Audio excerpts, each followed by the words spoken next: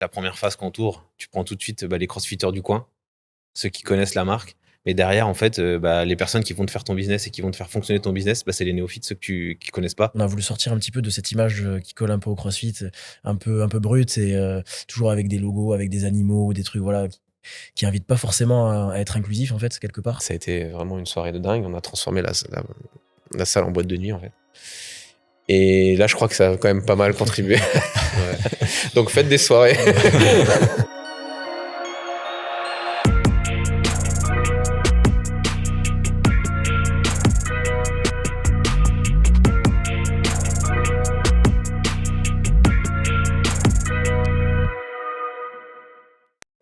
Let's go. Déjà, merci messieurs de nous recevoir ici, CrossFit des Graves. On est hyper ravis d'être là. On vous a régulièrement en service client. C'est une bonne nouvelle. Voilà. Je sais pas si c'est une bonne chose. Ouais. Non, bon, vous avez pas mal en mail ou en téléphone, au téléphone assez régulièrement. Et là, en 2 jours, on s'est vu 2 fois. Voilà. Ouais. On est venu faire un petit WOD hier. Marc nous a un peu traumatisés, mais non, c'est hyper cool. Nous, quand on a commencé à réfléchir un peu à ce format, on a pensé assez rapidement à vous parce que en 1 an, vous avez fait une croissance qui est quand même assez folle. Vous êtes passé de 0 à 400 adhérents à peu près, c'est ça ? À peu près, ouais. C'est la plus grosse croissance que nous, on ait vue chez Pépi, donc très cool. Donc, l'idée, c'est un peu de voir, de comprendre votre parcours, quelle était un peu la genèse du projet, la dynamique aussi autour de la gestion d'une box de CrossFit à 3, toutes les stratégies que vous avez mis en place et voilà, essayer de tirer quelques leçons de tout ça pour potentiellement d'autres honneurs. Ça vous va comme programme ? Ouais, très bien. Oui, carrément. Parfait. Avant de parler de tout ça, est-ce que vous pouvez vous présenter brièvement, chacun votre tour, un peu votre parcours avant ça ? Commence. Vas-y, Marc. Bon, Marc. Du coup, coach et gérant de CrossFit des Graves.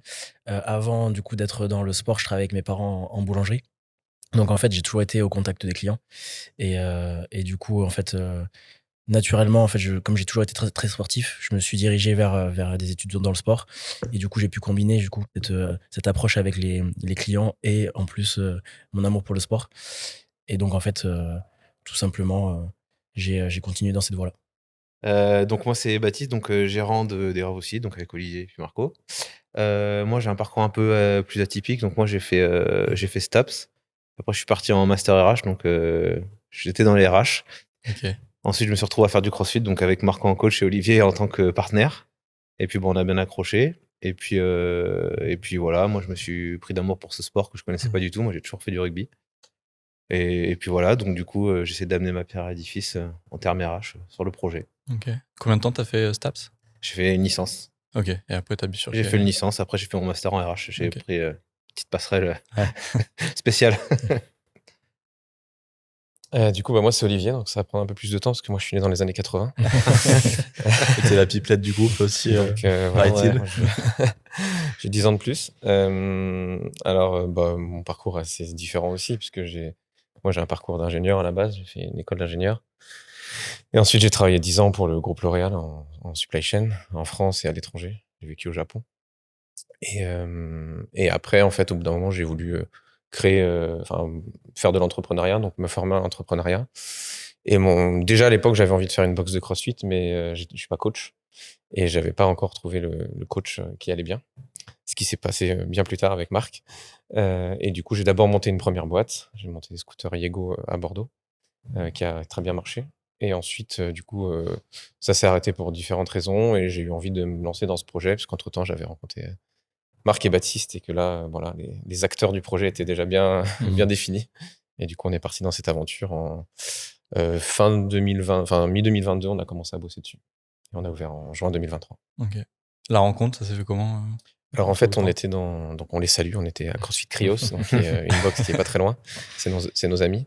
Où Marc était coach justement à l'époque, et donc il nous faisait souffrir comme il t'a fait souffrir hier.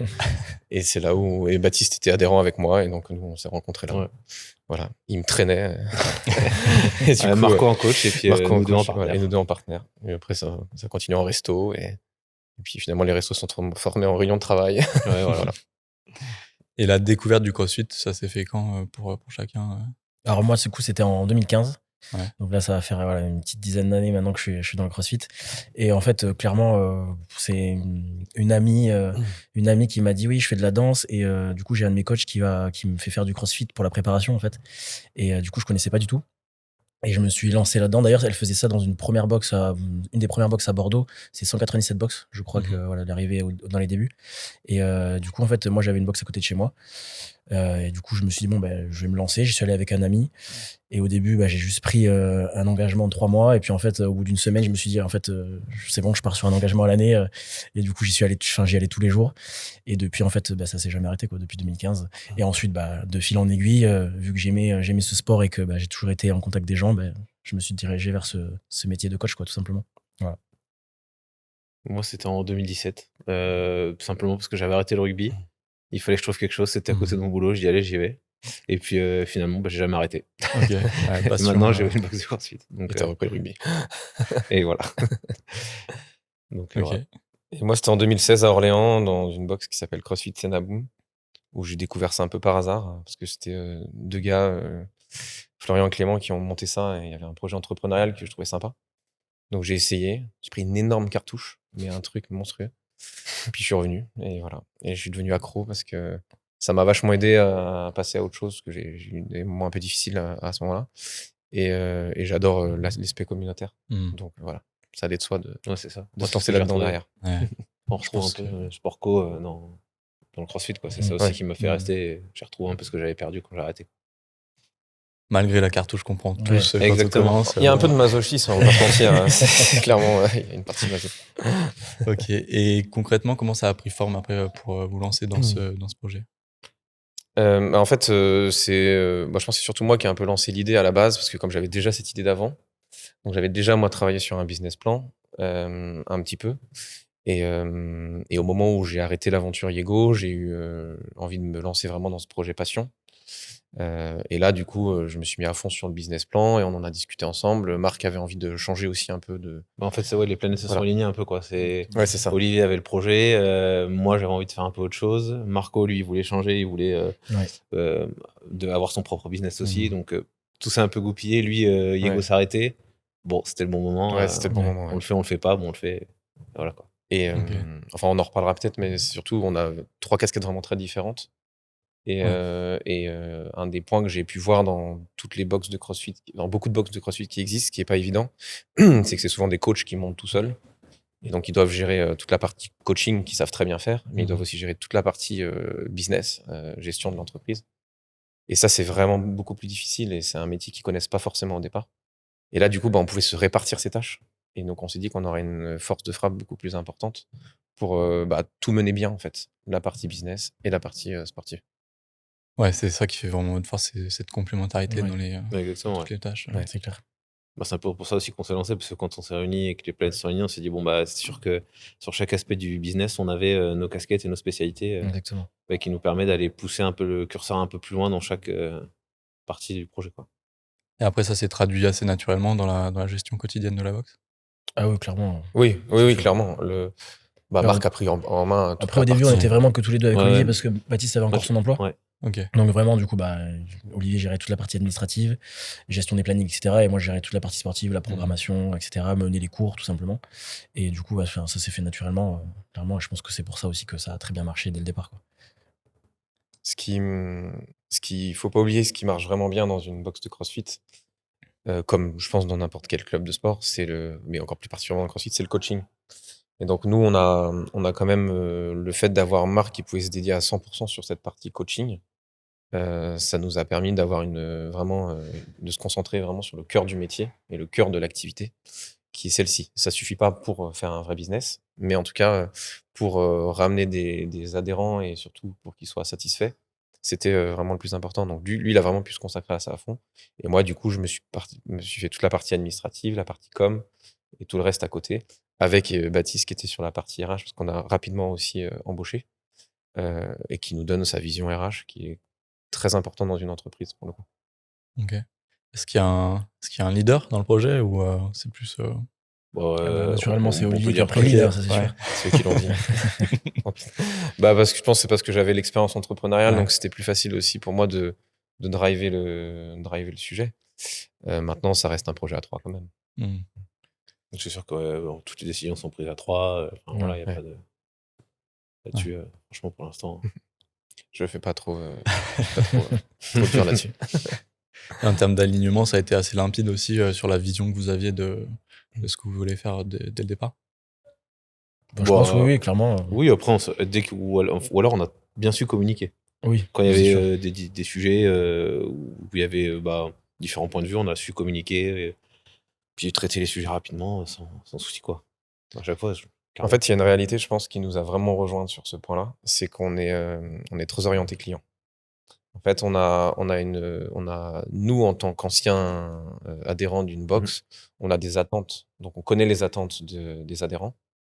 Et d'un autre côté, Marc, dans son coaching, est vraiment aux petits soins. Et en tout cas, essaie d'aller au-delà même d'un simple coaching, parce qu'il peut y avoir de tout dans le coaching.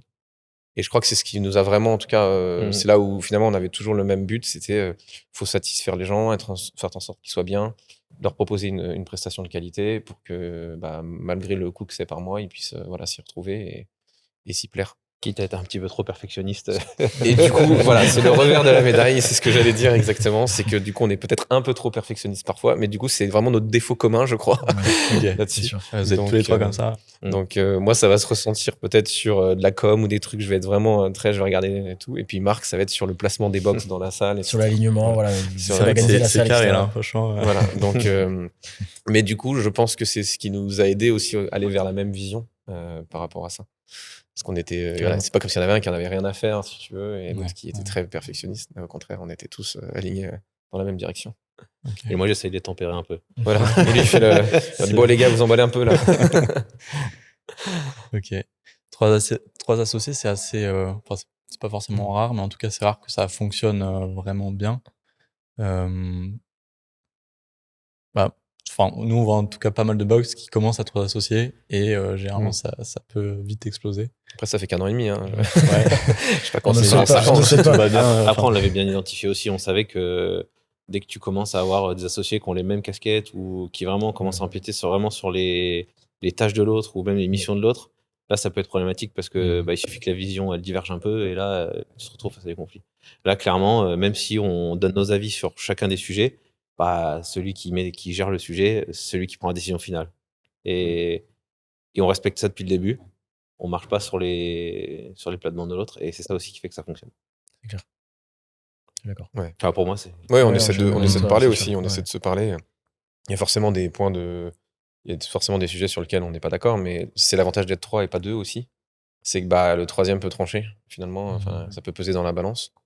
On essaie quand même de se parler. On n'est pas parfait, hein, bien sûr, mais on essaie de se parler et de mettre les sujets sur la table, etc.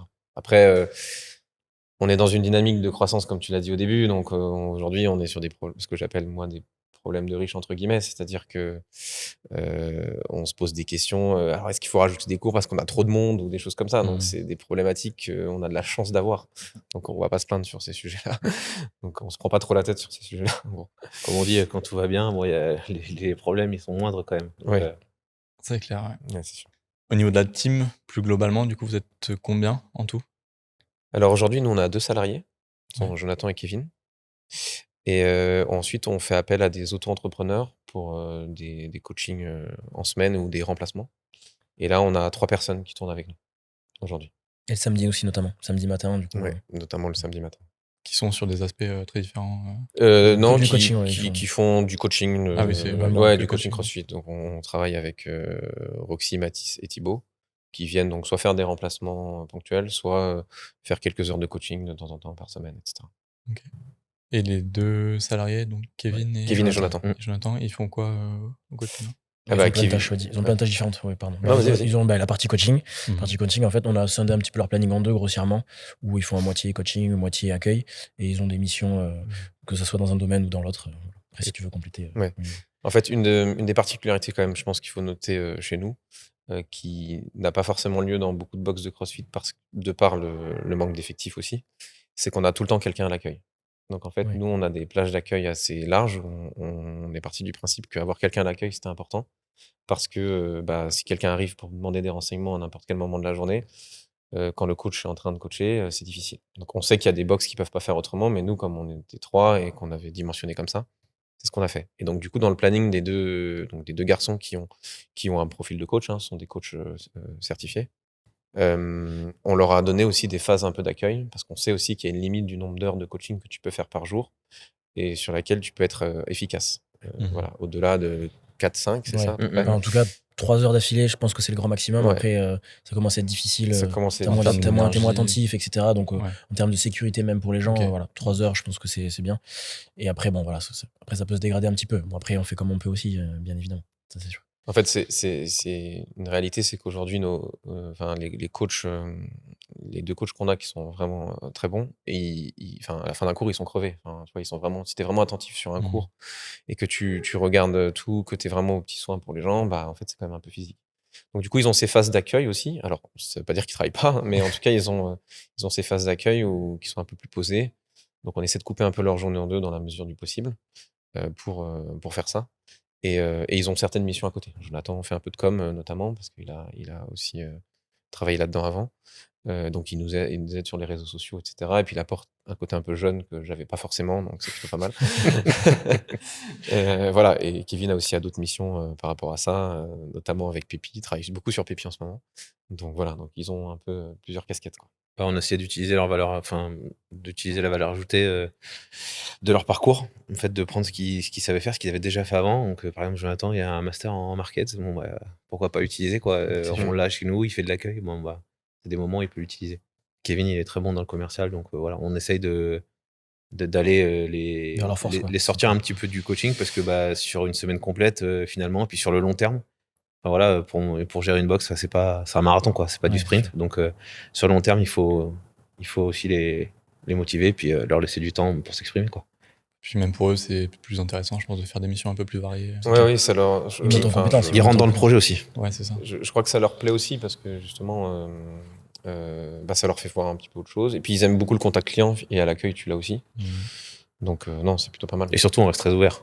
Oui. On les laisse beaucoup participer. Enfin, nous, l'objectif, c'est qu'ils fassent complètement partie de l'équipe et on soit pas 3 et 2 gars. On est 5 à faire tourner la box, quoi.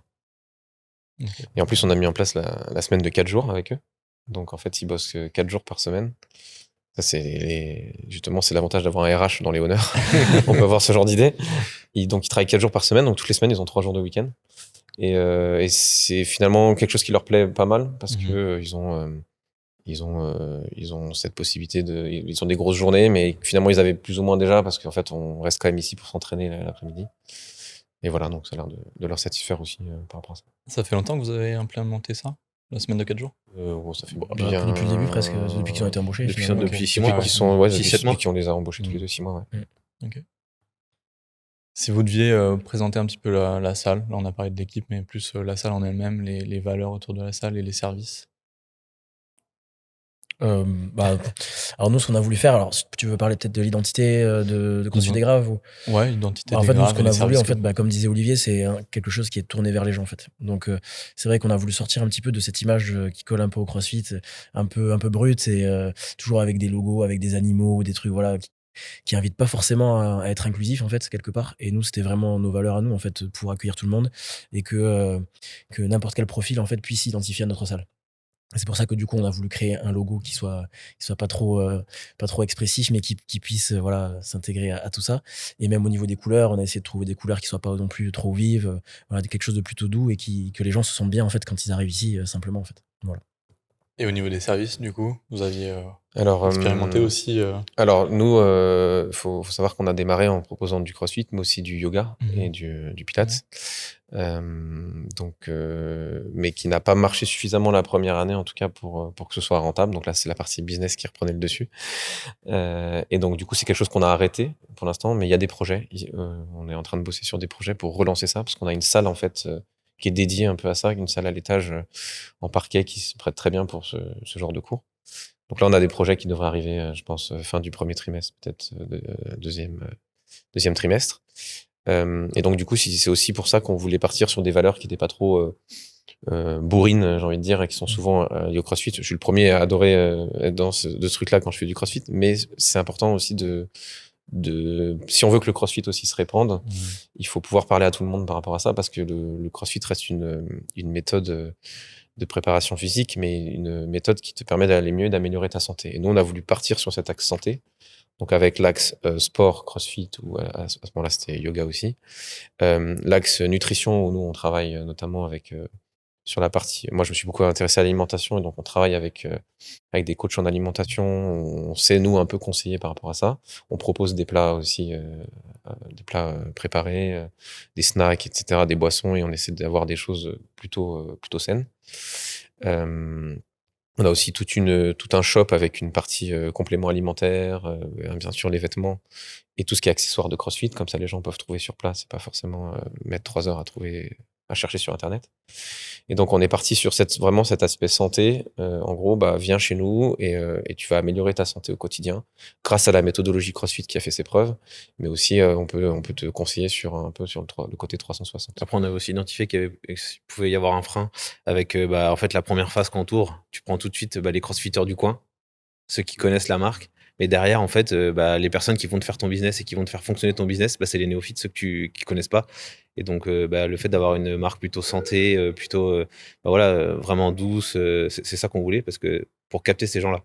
Et je pense que c'est ça aussi qui a fait la réussite et le fait que beaucoup de gens sont venus derrière, c'est parce qu'on a capté beaucoup de nouveaux qui n'avaient jamais entendu parler de CrossFit. Et du coup, peut-être que l'image leur a pas fait peur et justement les a poussés à... Et finalement, c'est nos clients aussi finalement, qui ont fait nos commerciaux, parce que on n'a jamais vraiment fait de pub ou quoi que ce soit en fait, et du coup ça s'est fait naturellement. Et donc du coup, je pense, après c'est peut-être que je me trompe, mais que d'avoir que tes crossfitters, du coup le bouche-oreille met plus longtemps à se faire. Et donc du coup, si ton image elle est pas suffisamment attrayante pour des néophytes qui connaissent pas et qui gardent, parce qu'on va pas se mentir, CrossFit, si tu dis CrossFit à quelqu'un qui connaît pas, on sait l'image qu'il va en avoir. Et donc du coup, c'est ça aussi qu'on avait identifié et pourquoi on voulait se diriger vers ce CrossFit santé et cette image un peu plus douce. On sent quand même qu'il y a un espèce de mouvement qui va dans ce sens-là, de généraliser un peu le CrossFit, des profils de tous les âges. Exactement. Après, à la base, c'est ça quand même le CrossFit. Le CrossFit, et puis même CrossFit, l'entité CrossFit aujourd'hui prône ça sur ses réseaux sociaux. Il a changé de discours, d'ailleurs. Si on regarde ce qui se faisait avant, c'est plus du tout le même fer de lance qu'il y avait avant. Donc ils ont vu que finalement, s'ils voulaient capter aussi plus de personnes, il fallait parler vraiment à notre public aussi. Donc nous on s'est orienté directement vers ce projet-là, parce que en fait nous on fait pas énormément de compétition aussi, donc tu vois, on n'était pas dans ce truc d'aller chercher des crossfitters absolument et d'aller chercher cette image de compétition, parce que ça ne nous ressemblait pas en fait, tout simplement. Donc, voilà. Oui, et puis il y a des box dans le coin qui font ça très très bien. Donc on n'était pas non plus nous sur ce créneau-là. Mais sans les oublier aussi, tu vois, on va être capable justement de s'adresser aussi à ces personnes-là, parce que moi, dans mon rôle de coach et de programmateur finalement, dans mes séances, j'essaie justement d'inclure aussi ces personnes qui ont soif de compétition, qui ont soif d'aller chercher vraiment de la performance. Et donc en fait, on va savoir en fait adapter nos séances à vraiment tout type de personnes. Voilà. Et après, sur notre identité visuelle aussi, je rebondis un peu sur ce que tu disais. On a voulu créer aussi une box assez épurée. Il y a beaucoup de box qui sont très entrepôt, ou avec tous les sponsors qui sont affichés, etc. Nous, on a voulu faire un truc épuré. On s'appelle CrossFit des Graves parce qu'on est dans la région des Graves, du vin. Et donc, du coup, on a fait un bardage bois. On a mis quelque chose avec le bordeaux un peu qui rappelle le vin, en fait. Et donc, on a essayé de faire quelque chose d'assez épuré par rapport à ça, pour que quand t'arrives déjà dans une ambiance un peu particulière et un peu différente. Alors, il commence à y avoir pas mal de box qui font ça, qui jouent leur identité visuelle à fond. Mais ça a été longtemps des gros hangars décorés avec les moyens du bord, etc. Et donc, nous, on a fait ça. Ça nous a mis beaucoup de temps de travaux, mais on a essayé de partir sur une identité et de travailler l'identité visuelle partout, sur nos réseaux, dans la box, etc., quoi. Tellement perfectionniste qu'on a pris 2 mois de loyer dans la vue pour finir proprement et proposer un produit vraiment fini dès le début. Et si vous avez arrêté du coup la partie yoga, pilates au départ, c'est parce qu'il y avait un problème de compatibilité entre les deux disciplines? Non, alors il y avait une réalité, c'est que on entendait quand même un petit peu la musique du CrossFit quand on faisait du yoga. Que c'est sûr que des personnes qui font du yoga, ou en tout cas le public de yoga, c'est quand même un gros step de se dire je vais aller en faire dans une salle de CrossFit. Il y a quand même une vraie différence. Et pourtant on a une salle dédiée à ça. Non, la réalité, elle est purement financière. C'est que clairement, c'est un problème de rentabilité. Au bout d'un an, on a vu que ça nous coûtait trop cher. Certainement, peut-être, pour être honnête, on a peut-être mal dimensionné les prix. Mais du coup, on a préféré là mettre un stop, se concentrer vraiment sur la partie CrossFit parce qu'en fait, le nombre d'adhérents a considérablement augmenté, comme tu l'as souligné. Du coup, il a fallu qu'on s'adapte, qu'on propose plus d'offres, plus d'heures de cours, etc. Et donc, on s'est concentré là-dessus. On s'est dit, on met un peu en attente. Et on va repenser un peu les choses pour refaire les choses différemment. Donc, on n'a pas tiré un trait définitif sur le yoga et parce qu'on y croit énormément comme complément au CrossFit et sur l'aspect santé. En plus, c'est écrit dans le logo, donc de toute façon, on est foutu. Donc, on n'a pas fait un trait là-dessus, mais c'est juste on le repense un peu différemment d'un point de vue business. Ouais, ok.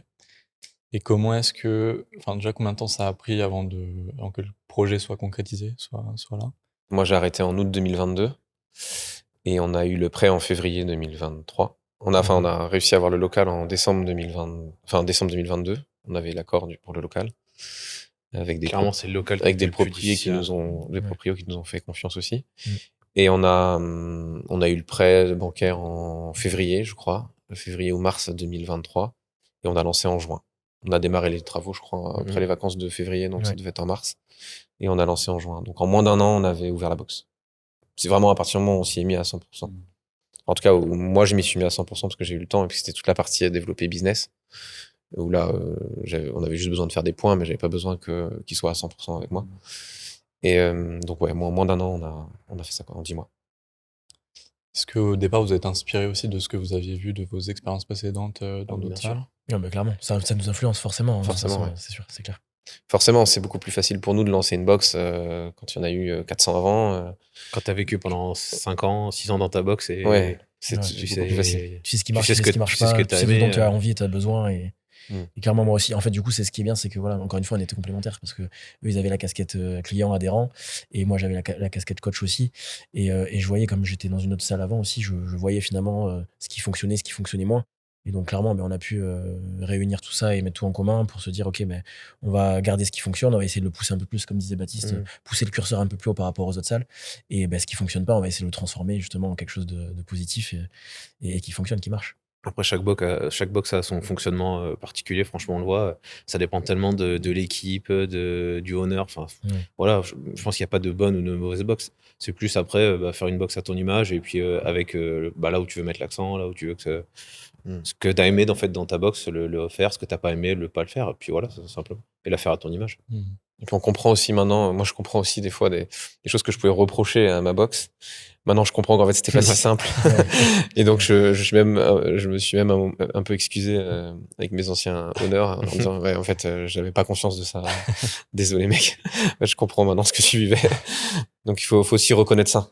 C'est toujours plus facile d'être adhérent au client et quand t'es pas de l'autre côté et que t'as pas toutes les cartes en main, clairement c'est ça.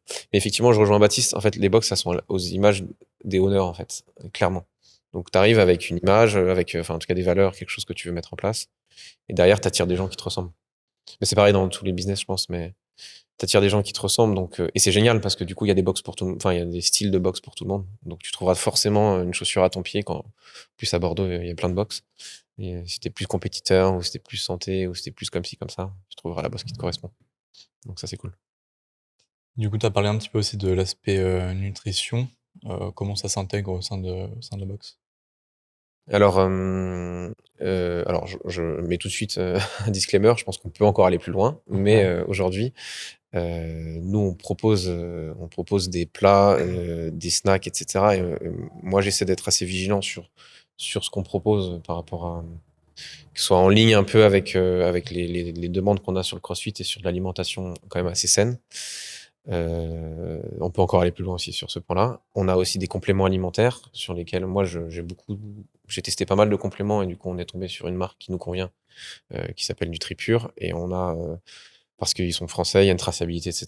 Donc on essaie de proposer des produits de qualité par rapport à ça. Et on travaille avec des coachs en nutrition qui eux peuvent faire le relais sur quand des personnes ont des besoins vraiment spécifiques ou personnalisés. par rapport à leurs demandes. Je prends du poids, perdre du poids, améliorer mes performances en sport, etc. Et donc là, on les envoie vers du coaching en one-to-one ou vers des formations généralisées dans un premier temps. Ok. Et ils travaillent pas. C'est pas ici que ça se passe. Non, ils travaillent pas physiquement ici. Nous, on travaille aujourd'hui avec HPP Nutrition et avec un coach en nutrition qui s'appelle Yannick, qui est un de nos adhérents. La plupart des coachs en nutrition aujourd'hui travaillent quand même à distance, donc ils n'ont pas forcément besoin d'être sur place. Donc HPP Nutrition propose des programmes en ligne, donc ça c'est très bien, c'est assez général. Mais après, si tu veux aller plus loin, il faut partir dans du coaching individuel. Et moi-même, j'en avais fait par le passé, donc je sais exactement comment ça se passe. Baptiste aussi, t'en avais fait d'ailleurs. Donc on sait comment se passe le coaching individuel, on sait ce qu'on peut proposer aux gens. Voilà. Nous, on peut conseiller les gens sur des grandes lignes, mais on peut pas les conseiller. On n'a pas de diplôme, donc nous on aime bien que les professionnels fassent leur boulot. On les laisse faire. Et aussi, j'ai vu qu'il y avait un masseur. Ouais, on a un partenariat avec un kiné en effet, qui est aussi un de nos adhérents en effet. Ok. Et du coup, on a mis ça en place toujours dans cette démarche de santé et de fournir, comme disait Olivier, une vision 360 pour nos clients et qu'ils aient tout en fait à dispo. Quoi. Ouais. Et voilà.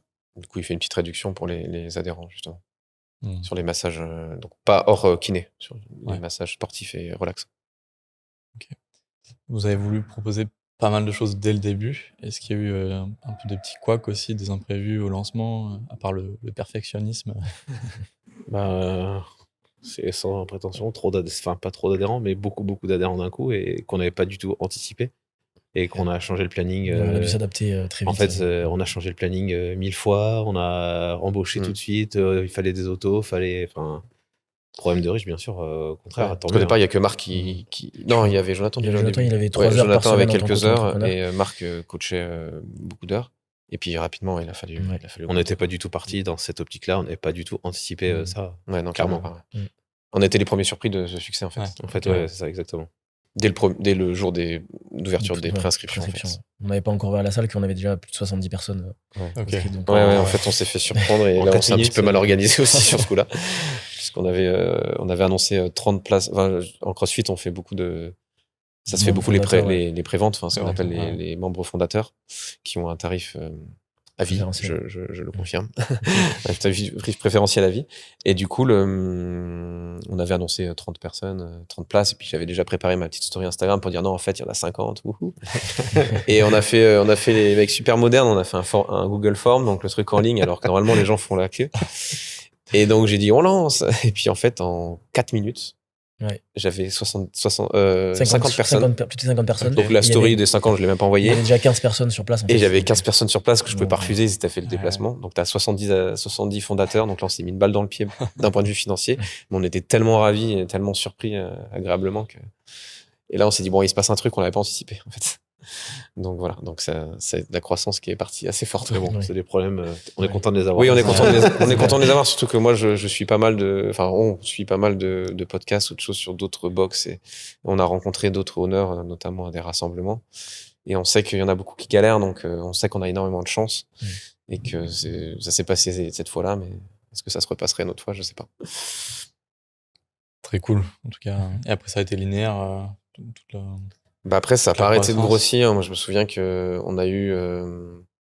On est allé au fait un an de on avait 250, je crois, ou 300 déjà. Oui, après la première réunion. Donc ça faisait. On est ouvert en juin, juillet, août, septembre. Octobre. Ouais, en 4 mois, on avait 200, entre 200 et 300, je crois. Je me souviens parce qu'on était justement un peu mal à l'aise vis-à-vis des box qui galéraient. Et puis en plus, on avait du mal même à l'expliquer. Enfin, on l'explique. Il y a 3 phénomènes quand même importants. Il y a la localisation, bien évidemment, comme toujours dans n'importe quel business. Donc là, on est à 20 minutes de Bordeaux. On est au sud de Bordeaux, à Martillac, et c'est un endroit où il y a un peu un désert quand même sportif. Évidemment, il y a des associations comme dans toutes les villes, mais il n'y a pas, il y a pas de salles de sport, etc. Il y en a très peu. Et plus globalement, les salles de CrossFit ou de sport sont près de la rocade ou vraiment intra-rocade. Donc, c'est vrai qu'on finalement, on était dans une zone qui était très peu desservie. Et ça reste un flux, parce qu'il y a le flux de l'autoroute de Toulouse, donc il y a des gens qui habitent au sud de Bordeaux qui prennent cette route tous les jours, et comme on n'est pas loin après la sortie, et ben du coup tu peux rapidement venir chez nous. Donc ça, c'était le premier point. On a, je pense que c'est ce que les gens attendent, mais on a un coaching de qualité qu'on a mis en place, et avec un accueil aussi. Donc on est quand même au petit soin sur la partie service client, que ce soit au niveau du coaching ou au niveau de l'accueil. Donc ça, c'est vraiment le deuxième point. Et après, après, voilà, je pense qu'il y a des gens qui connaissaient aussi déjà Marc et qui aimaient bien son coaching et qui finalement habitaient dans le coin. Et donc, du coup, qui l'ont suivi parce qu'ils aimaient bien son coaching. Et qui nous ont fait confiance aussi, clairement. Parce qu'au début, ils arrivent, ils savent pas ce qu'on va proposer. Non, puis notre positionnement, finalement. Ouais. Le positionnement santé, je pense Oui. qu'il a aussi eu un rôle très important. Ouais, carrément. bien sûr. Comment est-ce que vous avez atterri ici précisément? C'est juste parce qu'il y avait un local? Parce que Marc, il a trouvé un local comme ça. On chinait les locaux en fait Petit-déj. on chinait les locaux sur les sites internet en fait, et du coup moi j'ai trouvé ce local là, et puis en fait tout simplement en fait on s'envoyait 10 000 liens à chaque fois de locaux qu'on pouvait trouver, et en fait on faisait le tri, et clairement on s'est arrêté sur celui-ci parce qu'il était intéressant au niveau de la surface, que quand on a fait la visite. Au début on voulait pas Martillac, pour nous c'était trop loin, on avait dit non. Oui, c'est vrai que C'était plus autour de Et en Bordeaux. fait on a vraiment peiné à trouver un local au début. Je me rappelle, on a visité à Mérignac avec Olivier, voilà, et puis en fait finalement on est tombé sur celui-ci, et en fait on s'est dit le local est plutôt propre aussi, parce qu'il y avait ça aussi, en fait on s'est dit les travaux, on savait pas quelle sauce on allait être mangé aussi, donc parce qu'en fait le bâtiment il fallait le transformer aussi en ERP pour recevoir du public, et donc en fait on s'est dit il est plutôt propre, c'est plutôt bien fait et tout, donc on s'est dit peut-être qu'il y a une carte à jouer. Vous vous êtes dit c'est celui-là. Moi je me rappelle quand on m'a appelé, dit les gars, on a trouvé, c'est exactement celui qu'il nous faut, c'est parfait. Ouais, on était un peu chaud. Parce qu'en fait on n'a pas touché à grand chose en fait. Ici on a créé juste les vestiaires quoi. Okay, on a fait un peu flaco, mais pas nous personnellement, mais peinture, bois, sol et tout, mais on a créé les vestiaires. Ouais. Enfin, on a fait créer les vestiaires. Et au final, c'est vraiment bien tombé. Oui, après, on avait quand même dans nos. Je le dis quand même, c'est important. Dans nos critères, on voulait pas être trop près d'autres box. Oui. En fait, justement, tu parles du local de Mérignac, on s'était rendu compte que c'était à 4 minutes d'une autre box. Ouais. On le voulait pas pour 2 raisons. D'abord, parce que on n'était pas forcément confiant d'y arriver mieux que l'autre box, il faut être honnête. Et deuxièmement, même par respect pour les autres box. Et notamment, on voulait pas se mettre trop près des box dans laquelle dans laquelle nous on venait, et celle où Marco travaillait juste avant. Il se trouve qu'évidemment, par la force des choses, il y a quand même des adhérents qui sont venus parce que finalement, on s'est mis plus près de chez eux, mais ça, on pouvait pas le savoir. En tout cas, ça faisait partie de nos critères de recherche. Justement, on va parler peut-être un peu de la partie coaching. Donc, je vais m'adresser à toi, Marc. C'est un peu toi le monsieur sport. On m'a dit monsieur sport de la salle. Salut. On a pu voir ça hier. C'est peut-être un peu ce qu'on attend aussi en numéro 1 dans une salle de sport. C'est un coaching de qualité, comme vous avez pu le dire. C'est quoi ta vision, toi, de l'expérience de coaching que tu veux donner ici à Desgraves? Comme disait Olivier, en fait, on est très perfectionniste, et c'est vrai que quand j'essaie d'avoir la vision de Marco quand il coach, c'est vrai que je me dis, en fait, moi, je veux que la personne elle se sente bien. J'essaie de me plier en 4, en fait, tout simplement, pour chaque personne dans le cours. Et je vais essayer de passer un maximum de temps avec chaque personne, en fait. Il n'y aura jamais une seule personne qui sera laissée pour compte. Et je pense que ça devrait être l'objectif premier, en fait, de chaque coach, en fait, de CrossFit. Trouver la bonne option. S'il y a des blessés, en fait, ça aussi, c'est un gros problème, je trouve. J'ouvre une parenthèse, mais je trouve que c'est un gros problème dans les salles de sport et de CrossFit. C'est qu'en fait, on n'est pas capable en tout cas, on n'est pas assez capable de gérer les blessures, en fait. Et tout de suite, on va pousser un petit peu les gens à la sortie, ou même les médecins, clairement, ils vont dire, t'es blessé, arrête le CrossFit, clairement. Alors qu'en fait, c'est la solution. T'es blessé, mais viens faire du sport, parce qu'au-delà de l'aspect sportif, il y a aussi l'aspect communautaire, l'aspect social. Et en fait, moi, j'ai envie justement que les gens qui viennent, qui passent la porte de notre salle, ils se disent, ok, je serai pas aux Games, je ferai pas des compétitions, mais en fait, juste je passe un bon moment, je suis en sécurité, je bouge, et juste j'améliore ma santé au quotidien. Voilà. Qu'est-ce que tu as gardé des expériences passées? Donc, tu étais au Louvre, Oui, exactement, j'étais au départ, après Cryos. Alors j'ai fait Cryos avant. En fait, j'ai fait mon stage, c'est un peu compliqué. Je fais mon stage au Louvre, et à l'issue de mon stage, finalement, l'équipe était déjà complète, donc ils n'avaient pas de poste pour moi. Donc du coup, je me suis tourné vers Cryos, parce que j'ai fait ma formation avec les owners, les propriétaires de Cryos.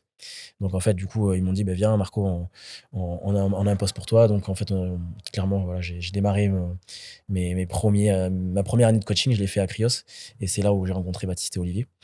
Et ensuite, du coup, par la force des choses, c'était compliqué au niveau des heures, du planning. En fait, ils avaient plus d'opportunités pour moi, et donc financièrement, c'était plus assez convaincant pour moi. Donc en fait, je me suis retourné vers le Louvre. À ce moment-là, ils avaient des besoins. Du coup, je suis reparti au Louvre. Et là, j'ai fait plusieurs années au Louvre, justement, où j'ai pu un petit peu approfondir mon expérience dans le coaching. Et après, bon, du coup, on s'est retrouvé avec Olivier Baptiste pour parler de ce beau projet. Et moi, j'avais envie d'évoluer, hein, clairement. Moi, je remercie le Louvre parce qu'il nous a apporté quand même beaucoup de clés en tant que coach. Ils nous ont beaucoup poussé sur la partie sportive. Et je pense que grâce à ça aussi, j'ai pu avec Olivier Baptiste, m'armer suffisamment pour me dire, OK, je peux me lancer dans cette aventure. Et aussi grâce à mes parents, parce que clairement, mes parents, ils arrivent d'un milieu aussi, ils sont dans un milieu entrepreneurial, donc ils avaient leur propre business. Et donc, je me suis dit, c'est le moment, il faut y aller, l'opportunité est là, il faut la saisir, quoi. Voilà. Et tu avais eu le temps de voir aussi ce que tu voulais ou ce que tu voulais pas. Exactement. Voilà. Vu que j'avais t'avais engrangé de commencé. l'expérience, voilà, je savais vers quoi je voulais me diriger, quoi. Donc là, c'est toi qui gères toute la programmation que vous Exactement. faites. Ouais.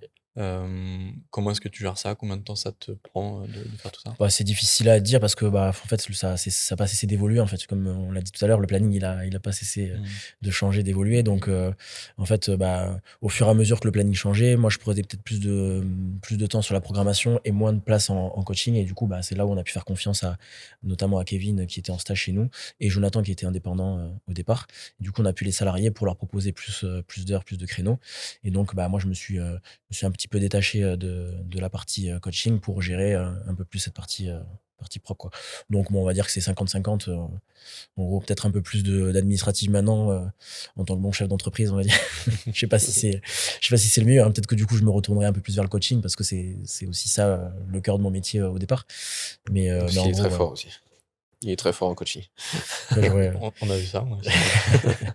Après, j'aurais pas la prétention de dire que je suis meilleur qu'un autre, mais en tout cas, j'essaie de fournir la meilleure expérience possible et à chaque séance, que ce soit pour moi, voilà, me dépasser moi, mais aussi pour les gens.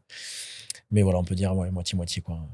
En termes de temps, si tu voulais savoir si c'était ça ta question au départ. Il y a combien de créneaux par semaine? Il y a 11 créneaux par jour. Ouais, par jour. Alors, Par ça jour, devrait ok. dépendre des jours, mais. Non, mais c'est à peu près ça. En gros, j'ai 55, regardé. ouais. C'est à peu près 55. Ouais. C'est un peu plus de 55 heures. Je crois qu'on est presque à 60 heures Ouais. Ok. Donc, par semaine. c'est très peu courant, je Du pense. lundi au vendredi, on est ouvert le samedi matin. Ok. En open gym? Non, non. Non, il y a des ouais, cours il y a des aussi. cours Il y a le beaucoup de samedi cours le matin, samedi matin. Il y a les Ok. enfants, plus les adultes et tout. Donc, Ouais, non, finalement, il y a non. peu d'open gym le samedi matin. Ah ouais. Ouais, il y a peu d'open gym le samedi. C'est là où ça bouge le plus, finalement, le samedi matin. Ok. Et on nous demande d'ouvrir le dimanche. Ok. Et c'est quoi votre panel d'offres? Alors, les offres, Peut-être, elles ont changé. Ouais. Oui, ça a évolué. Alors, tu parles en termes de services qu'on peut proposer en termes de cours, c'est ça ou... Non. Non, plus les offres, les types d'abonnements. Ah oui. D'accord, ce que ok. vous proposez, Donc, sur- on a simplifié beaucoup les abonnements là depuis Ouais. septembre.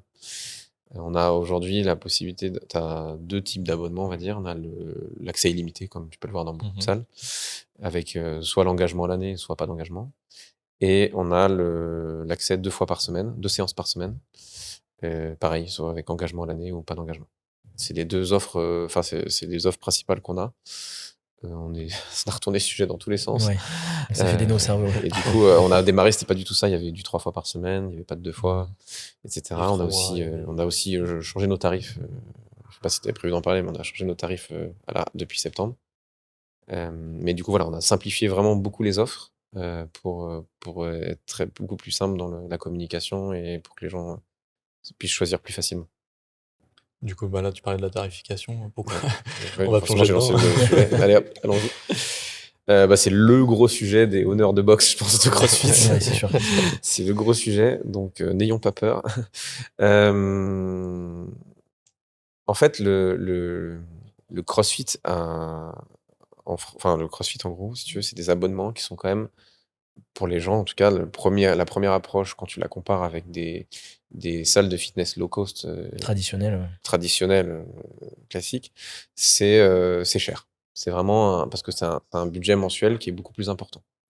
On parle d'une différence de 60 voire 70 € de différence entre les deux. Et donc, du coup, tu as cette première approche qui est de dire, oh là, c'est trop cher, etc. Mais en réalité, dans le CrossFit, si tu repars et que tu remets bien en valeur aussi le travail des coachs de CrossFit, tu te rends compte que finalement, tu as un coaching pratiquement individualisé. C'est-à-dire que tu as des cours, alors nous, on fait des cours à 16 personnes, ce qui est, je pense, le maximum qu'on puisse vraiment faire pour avoir un coaching de qualité. Oui. Je parle Ça, sous je suis complètement couverture aligné, de ouais. marque. Et donc, du coup, finalement, quand tu rapportes ton tarif au cours, tu es à 4-5 € le cours à peu près. Par rapport à tous les cours qu'on propose, on parle de 11 cours par jour, on n'a pas détaillé, mais il y a des cours différents de style. On a même, aujourd'hui, on est même passé aussi sur de l'Irox. Donc en fait, il y a ce sujet-là. Et donc, quand on a lancé, nous, on a clairement créé nos prix en fonction un peu du marché, du coin. Donc, on est parti sur un abonnement à 79 € par mois, ce qui se fait à peu près dans le coin. Mais en réalité, on s'est pas rendu compte qu'on offrait un service différent un peu d'autres box, notamment, je te parlais de l'accueil, ça a un coût. Alors forcément, on s'en rendait pas compte au début parce que c'est moi qui faisais tout, mais ça a quand même un coût, et cetera, et cetera. Et plus les coachs, puis avoir des personnes de qualité, et Oui, cetera. l'accompagnement, finalement. Parce que quand tu vas dans une salle, tu payes le même tarif que la salle d'à côté, mais que le coach il te suit pas, clairement, la valeur n'est pas la même. Donc, pourquoi en fait on mettrait le même tarif alors que finalement ce que tu proposes est différent? Donc après, chaque salle a sa spécificité, bien sûr. Mais donc du coup, on s'est rendu compte, surtout, alors là, c'est plus, là, c'est pour le coup, c'est la casquette plus économique, c'est que de dire, en fait, c'est bien beau ce qu'on a fait, mais si on continue comme ça, on va dans le mur. On va dans le mur parce qu'il y a un moment donné, nous, il faut qu'on bouffe aussi. Et donc, ça va pas être possible. Du coup, on s'est dit, on va. Ouais, si je veux- Vas-y. il y a aussi le fait qu'on s'est rendu compte qu'on avait proposé beaucoup de services en Ouais. termes de cours. Ouais. On avait beaucoup Oui, c'est augmenté les cours. Mm. Et ça a eu un impact hyper important financièrement, hein, parce qu'on a rajouté des coachs, Ouais, parce que tout simplement. Et C'est-à-dire donc, qu'en du fait, coup, qui dit un cours dit un coach, hein, donc clairement, voilà, il faut le rémunérer ce coach. Donc, Oui. voilà, En fait, on a démarré avec un planning qui s'est transformé tout au long de la première année et qui est devenu beaucoup plus important, si tu veux. Et en fait, finalement, ce qu'on avait dimensionné avec le tarif de base, pour le planning de base, même si on savait qu'il allait s'ajuster un peu, en fait, on n'était plus du tout dans les clous. Parce qu'effectivement, on avait besoin de plus de main-d'œuvre, etc. Donc, il a fallu qu'on revoie les tarifs pour pouvoir, nous, payer les gens et payer toutes les charges qui vont avec. Donc voilà, donc c'est un moment très compliqué parce que c'est un moment qui est très délicat, notamment avec la clientèle. Mais c'est un moment qu'on a justifié aussi, si tu veux, en changeant le tarif. On a rajouté encore des services, on a rajouté encore des cours, notamment l'Irox, des cours de renfo, etc. On a aussi essayé de montrer aux gens qu'on changeait le tarif, mais qu'en plus, on rajoutait encore des choses. Voilà. Donc voilà, mais c'est pas évident. Enfin, c'est un sujet très compliqué et je suis sur des groupes de discussion avec d'autres owners de boxe. Je peux te dire que c'est un sujet national. C'est un vrai point en France. Et il y a un vrai complexe en France des box, des crossfitters de mettre un tarif qui est à la hauteur de ce qu'ils proposent, quoi. Ouais, c'est quelque chose dont on parlait avec Florian de War Machine qui disait justement que les tarifs étaient beaucoup trop bas par rapport à ce que vous proposez en termes de service. Après, il y a un vrai sujet aussi, c'est la concurrence. Faut voir aussi ton secteur. Il y a tellement de paramètres qui rentrent en compte que c'est un vrai sujet, quoi. Faut s'y pencher vraiment. Florian, il est allé plus loin encore. Enfin, Florian, j'en profite, je le remercie parce que c'est lui qui a l'initiative des groupes de discussion et c'est très bien parce que on a tous les mêmes questions, tu vois. Et après, je crois qu'il y a aussi une question d'affiliation avec, qui s'est posée aussi. Oui, mais c'est vrai que je pense que tu te poses aussi la question sur tes charges, tu vois. Justement, je pense que le point, il est financier. Enfin, tu vois, si on était tous en train de boire du champagne à Ibiza, peut-être qu'on se poserait moins les questions de ces questions-là, de regarder toutes les lignes des charges et de se poser la question, est-ce que je garde, est-ce que je garde pas? Mais c'est sûr. Mais après, il y a une réalité, c'est que nous, si on fait des abonnements à 200 € alors qu'ils sont à 80 € à côté, on va prendre 2-3 personnes, mais bon, je pense qu'on va quand même en perdre beaucoup. Donc, il faut aussi faire la part des choses entre les deux, quoi. Vous, c'est une question que vous vous êtes posée, la question de l'affiliation? Non, c'est tombé sous le sens. Quand on a démarré, on s'est pas posé la question. Ah non, quand on a démarré, on s'est même là, on se posé voit pas l'enlever. Non, en fait, moi, je vais pas avoir de langue de bois sur le sujet. Je pense qu'il y a des choses qui pourraient être faites de manière mieux, clairement, sur la partie CrossFit. Alors, je parle accompagnement plus de la partie CrossFit France parce que la partie CrossFit monde, enfin Amérique, ne s'occupe pas vraiment n'a pas ce regard. Donc, je pense qu'il y a des choses qui pourraient être mieux faites. Maintenant, nous, on est intimement convaincus par la méthodologie. Il faut rendre à César ce qui appartient à César, tu vois, c'est CrossFit qui l'a créé. Moi, j'adore la communauté CrossFit. C'est ce qui m'a fait aimer le sport. Donc voilà, ce que j'aimerais, c'est que peut-être il y a des choses qui soient remises en question, qu'il y ait des choses qui se remettent, qu'on soit mieux accompagné, comme tu dis, peut-être un peu plus, accompagné sur pas mal de choses. Mais ça reste une marque qui a fait ses preuves et qui à la base a créé une méthodologie qui marche, quoi. Donc tu vois, t'es partagé parce qu'évidemment il y a la partie financière, Mais voilà, faut aussi, c'est aussi certainement aussi grâce, C'est on pour ça dit qu'on pas, a aussi nos mais c'est clients peut-être aussi. grâce aussi à ça qu'on a eu des adhérents, tu vois. C'est sûr. Aujourd'hui, tu tapes cross-training ou crossfit, je suis pas sûr que ça marche de la même manière sur tes recherches, tu vois. Il y a quand même un gros soutien du branding CrossFit. Oui. Quand tu ouvres, les premières personnes, comme je te dis, c'est les crossfitters. Hein, donc, ils tapent CrossFit. Il y a encore un côté, il y a, en tout cas pour le monde extérieur, il y a un côté gage de qualité, je pense, tu vois. C'est, Pour ceux qui connaissent en tout cas la discipline. ceux qui connaissent la discipline, tu sais que si c'est affilié CrossFit, en tout cas, tu t'attends à avoir de la qualité. Peut-être que c'est faux dans certains cas, mais tu t'attends à avoir de la qualité parce que tu sais que c'est la marque, etc. Qu'il y a eu, tu t'imagines qu'il y a eu une espèce de contrôle, je pense, qui joue plus. Donc ça nous a aussi certainement aidé. Donc faut pas non plus cracher dessus, tu vois. Là, actuellement, vous avez combien d'adhérents? Là, on est à peu près à, on va dire, 390 adhérents, mais il y a 330 abonnements. Ok. Ouais, c'est en comptant les carnets, etc. Parce qu'après, il y a les carnets, etc. Ouais. Donc, voilà, il y a toujours Ok. deux discours là-dessus, Ouais, donc je suis honnête, je vous donne les deux chiffres. Et ça reste stable. Ça monte un petit peu. Ça monte un peu là. Est-ce que vous avez eu un pic à 430, quelque chose comme ça à un C'était moment c'est tout compris aussi, je pense. C'était avec les carnets, etc. Oui, et puis c'était au moment où il y avait le yoga, donc aussi. il y a quand même Ouais, des gens qui voilà, faisaient que c'est du yoga. Oui. Donc, forcément, Donc c'était effectivement avant les augmentations et avant la fin du yoga. On a un peu tout fait en Ok. même temps. On a augmenté, on a arrêté le yoga en même temps. Donc il y a forcément des gens qui partent. Il y a une box qui a ouvert aussi dans le coin. Ok, Et où il y a ça des à Talence. À Talence, ouais. Et du coup, il y avait des adhérents qui étaient venus et qui nous avaient prévenu qu'ils attendaient l'ouverture de cette box. Donc il y avait aussi ce côté un peu temporaire de leur inscription. Vous êtes comment en termes de rétention des adhérents que vous avez? Je sais Alors, pas, est-ce c'est que toi qui as les chiffres, non Laisse-moi dire. Par rapport Euh, aux gens qui sont là, peut-être des gens qui sont là depuis le départ. Non, on a il y en a plutôt une plein, bonne ouais. rétention quand même. On a Ouais. plutôt une bonne rétention malgré l'effet augmentation. C'est sûr que c'est la première fois qu'on a vu un peu des gens partir, parce que après je peux comprendre, les gens n'ont pas forcément le budget. Mais sinon, globalement, on a quand même des gens qui sont là depuis le début, qui nous ont aidés à construire la box quelque part. C'est quand même globalement les mêmes personnes qui sont là depuis qu'on a ouvert. Ouais. Non, c'est eux, ils nous challengent aussi, donc c'est de bonne guerre et ils ont raison.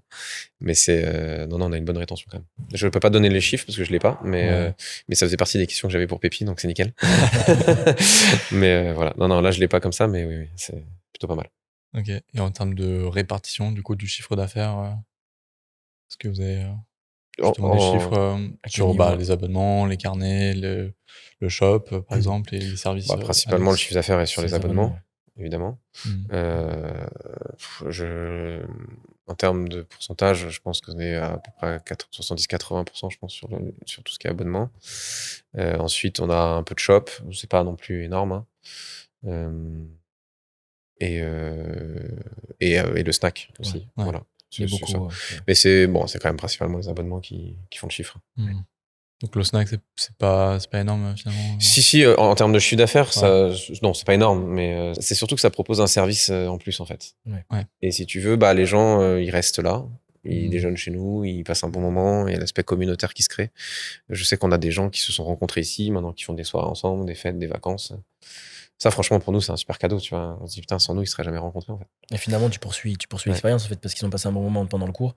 Et finalement, tu vas leur proposer quelque chose derrière qui va leur permettre de rester un peu plus et de toujours rester sur une note positive, en fait, tout simplement. Après, c'est pas du bénévolat non plus. C'est clairement, il y a clairement un gain financier, de faire ça. Et j'encourage toutes les box à le faire parce que ça te fait une complémentarité, tu vois, de tes abonnements qui font pas tout, qui suffisent pas, malheureusement. C'était une des grandes frustrations de Marco. Ouais. Mais du coup, voilà. Mais ça reste quand même les abonnements qui sont le cœur du CERF. Mais l'expérience globale participe quand même à fidéliser quand même la majorité de... Je pense, oui. Oui, forcément. C'est sûr. Je pense. Ok. T'as envie de rester, du coup. Ouais. C'est quoi le secret, s'il y a un truc à retenir, le secret de Dégrave pour avoir une croissance pareille? Parce que c'est quand même impressionnant. Moi, je sais. Moi, je dirais la qualité du service client, dans le sens global du terme. Donc, on en a parlé du coaching, ça passe par le coaching. Par l'accueil. Il était toujours disponible, en fait, quand il y avait des les petites phrases sympas avec les adhérents. Tu vois, déjà, tu arrives dans la salle, il y a quelqu'un qui t'accueille. Ouais. Et ça, faut se mettre à la place des gens. Ils sortent d'une journée de boulot, ils ont peut-être une journée de merde, tu vois. Ils arrivent, t'as quelqu'un qui dit ah salut, comment ça va? En plus, il y a toujours un petit mot, on se rappelle de ce qu'ils nous ont dit la fois d'avant, etc. Ton fils, ça va mieux, machin. Et je pense que ça, enfin, moi, je me mets à leur place. Enfin, moi, j'adore. Moi, j'ai vécu au Japon. Au Japon, le service client, c'est le top du top. Je pense que jamais on atteindra ça en France, je te le dis. Mais du coup, moi, je suis très exigeant. En plus, j'ai travaillé au service client de L'Oréal Luxe. Tu vois, je suis quand même très exigeant en service client. Et je pense que c'est ça qui a marché. Je pense que c'est ça qui plaît. Il faudrait demander aux adhérents, finalement, plus qu'à nous. Mais je pense que c'est ça qui plaît chez nous. Et du coup, bah, ça va avec après la propreté de la salle, et tout ça. Enfin, tu vois, on essaie d'avoir un endroit clean aussi. Ouais, c'est de garder la même exigence tous les jours, en fait. Ouais. Et dans tous les domaines, que ce soit l'accueil communauté, C'est ça, que ce exactement. soit dans le coaching. Ça, vous arrivez à le faire en toutes circonstances? Bah, on a essayé de structurer l'équipe pour ça. On a structuré une équipe pour ça, on le fait. Je te dis pas que c'est pas fatigant et challengeant, mais on pense qu'il faut continuer à le faire. Parfois, on Quand ramène tu payes aussi 90 € par mois, t'as envie de Ouais, pouvoir c'est faire un burpee sans être dégueulasse quand tu te relèves, quoi. Enfin, je pense que les gens comprendront quand je dis ça. Et je pense que c'est important du coup de faire finalement ça, tu vois, d'avoir des toilettes propres, des trucs de base, quoi. en Ouais, fait. c'est sûr. Ouais. C'est clair. Comment est-ce que vous avez fait pour justement essayer de créer un aspect communautaire autour peut-être de votre communication de base? Quelle était la stratégie pour... On a fait une grosse soirée. C'est ça. Ah, c'est peut-être Les la soirées, ça aide stratégie. aussi. Bah, les événements qu'on a créés, hein, simplement. On a créé des... Ouais, non, je pense que... Bah oui, il y avait Instagram, etc. Enfin, bien Mhm. sûr, ça joue beaucoup. Parce que nous, on a fait que de la com sur Instagram. Dès les préventes, c'était c'était Alors nous, Instagram, en amont, pendant les travaux, on faisait de la com. Ensuite, on a sur Insta. Ensuite, on a nos pubs ou enfin, les gens ont commencé à nous suivre vraiment. Et après, le bouche à oreille, etc. Et ça s'est fait que sur Insta. Enfin, j'ai pas mis des panneaux publicitaires dans Et la sur rue, ni dans Facebook les un petit magazines. peu aussi, mais c'est les réseaux sociaux. D'abord, enfin, pour une raison simple, c'est que c'est beaucoup moins cher. Et en plus, finalement, la communauté CrossFit est beaucoup sur Instagram. Ouais. Donc ça, on a fait ça. Mais après, clairement, c'est pas une blague. En fait, on a fait un événement pour Halloween la première année. On a dit, on fait un big wood, voilà, avec tout le monde déguisé, sympa. Et puis après, on fait une bouffe, tout le monde ramène à manger. Et puis, on va leur mettre un DJ. Et c'est bien ça, on dit bien un DJ, c'est bon. Moi, je me fais reprendre sur les mots. Mais du coup, on a mis un DJ. Et en fait, là, on n'a pas mesuré le truc, mais en fait, ça a été vraiment une soirée de dingue. On a transformé la salle en boîte de nuit, en fait. Et là, je crois que ça a quand même pas mal contribué. Donc, faites des soirées. Non, mais je pense que... Non, mais ça, et puis les open, tu vois, les choses Ouais, comme ça, on n'a les- pas hésité à mettre un peu d'argent. On un a peu mis de budget l'argent sur les événements qu'on a fait. Ouais. Pour fidéliser. Ouais, Voilà. pour Mais fidéliser. en fait, c'est même pas notre objectif premier. En fait, c'est que c'est. Voilà, ça nous On avait faisait envie, plaisir, en fait, voilà, on avait ouais. envie, ça nous faisait plaisir de le faire. C'était même pas un objectif enfin, tu vois, de business ou quoi que ce soit. En fait, Ouais. c'est juste quand ça tombait sous le sens de créer pour nos adhérents parce que voilà, on avait envie de partager tout simplement des moments avec eux. Pour créer une communauté. Quoi, Exactement, clairement. ouais, c'est ça. Les big wods que tu fais. Les bigotes qu'on fait une fois par mois, tu vois.